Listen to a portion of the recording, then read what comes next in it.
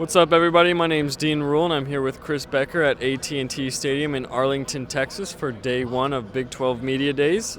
Chris, what's been standing out to you today? Kansas State really, they came in, they didn't have a good year last year, but they're prepared this year. They think they have the pieces, mostly on offense. You got Skylar Thompson coming back again, Will Gordon. So, they have the richness in a sense. They have two starting quarterbacks coming back, or some teams, Baylor in a sense have zero. OSU only has one. OU has their one. A lot of Texas has zero. You only have one starting. They have two starting quarterbacks coming back, which is something unique to them, and they think that combined with Deuce Vaughn and their offensive line can really give themselves maybe exceed expectations. Not necessarily top two, but definitely better than what they're anticipated. What stood out to you, Dean? Well, I think something of note is just going to be, if you followed the crowds here today, they would take you straight to OU, and that's no surprise because they're going to be the ones who are going to run this conference again this year. They're confident about it. Lincoln Riley will tell you that. Barring the off-the-field issues, any kind of turmoil you've heard about with revolving OU lately, it's clear they're not letting it be a factor for them. They're confident. They know the team they are, and they think this is the year they get over the hump. This is the year. Maybe they finally win a college football playoff game. Maybe it's the year they win a national championship.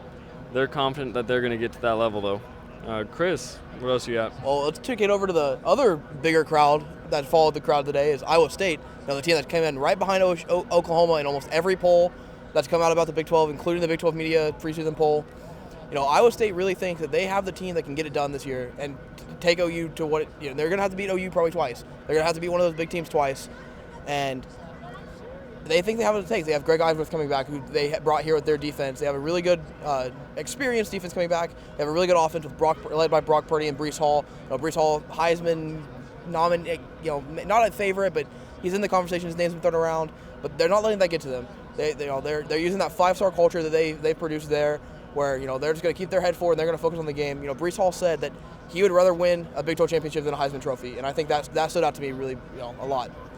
Yeah, very, very team first right there.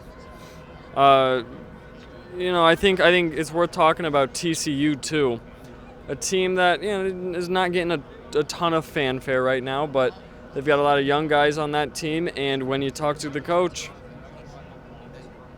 he says the chemistry's there. He says it's not just offensive, not just defensive. He says this team moves as a unit. Max Dugan, quarterback, says the same thing. He says this team's here, this team's ready to compete, and he's willing to do whatever it takes to win. Another, switching topics just a little bit, NIL's been brought up a lot today. Big 12 commissioner talked about it. Just about every coach has been asked about it. And Chris, you heard quite an interesting take on it. Yeah, Coach Kleiman, Kansas State's coach, called Manhattan, Kansas, not New York, a gold mine for NIL deals, which in a sense, makes sense. They're the only team there. They're the only one college there in that town and in that general area. There's no pro teams to deal with. Whereas in Texas you have Texas, TCU. In TCU alone you have TCU. You have the whole Dallas-Fort Worth metroplex.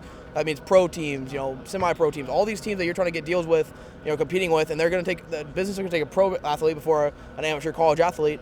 So Kansas State presents an interesting opportunity. Same with Ames, Iowa. Greg Eisworth talked about it a little bit, where that's probably going to help recruiting down the road a little bit. But hey, you can come here, you have nothing to compete against, and you might be able to make some money with some of these local businesses who are going to give these kids deals. And I think that's where NIL is going to come into play, kind of level the playing field a little bit in recruiting. Whereas a lot of people think it's going to de-level the playing field, where people are going to go to Alabama's, LSU's more. Whereas maybe it's the other way around. Maybe they're going to go to these smaller schools more because they can get better sponsorship deals. Well, everybody, thanks for tuning in. We'll be back tomorrow with more coverage of Big 12 Media Days.